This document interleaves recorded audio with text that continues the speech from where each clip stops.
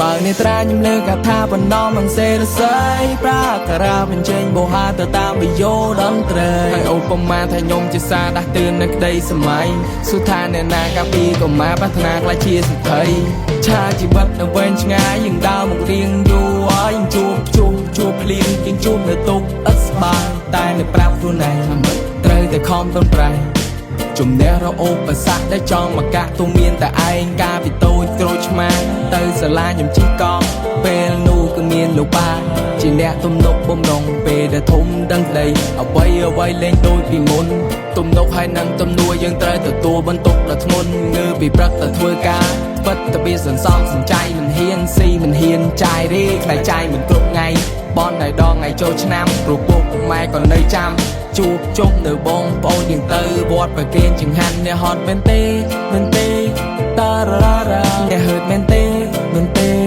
តារ៉ារ៉ាអ្នកសែនមែនទេតារ៉ារ៉ាអ្នកហត់មែនទេ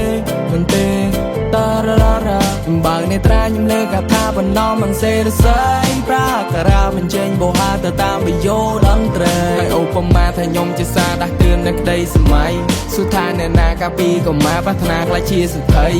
បើនេត្រាខ្ញុំលើកថាបណ្ដំមិនសេរស័យប្រាការៈបញ្ចេញបោហាទៅតាមវិយោតន្ត្រីហើយឧបមាថាខ្ញុំជាសារដាស់តឿននៅក្តីសម័យសុថាអ្នកណាកាពីកុមារប្រាថ្នាខ្លាចជាសិទ្ធិហាអើយថា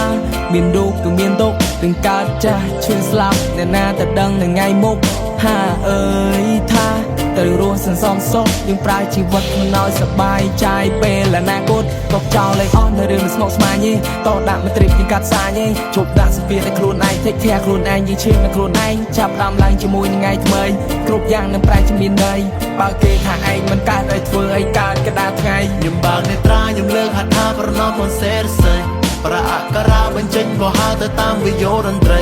ហើយឧបមាដែលខ្ញុំជាសារដាស់តឿននៅក្តីស្រមៃសុថាអ្នកណាកាពីកុមារប្រាថ្នាខ្លាចជាស្ត្រីខ្ញុំបើកនេត្រាខ្ញុំលើកហថា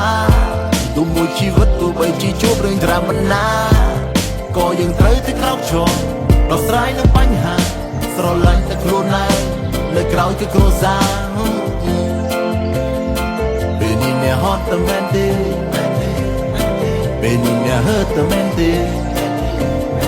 ពេលនេះអ្នកហត់តែមែនទេ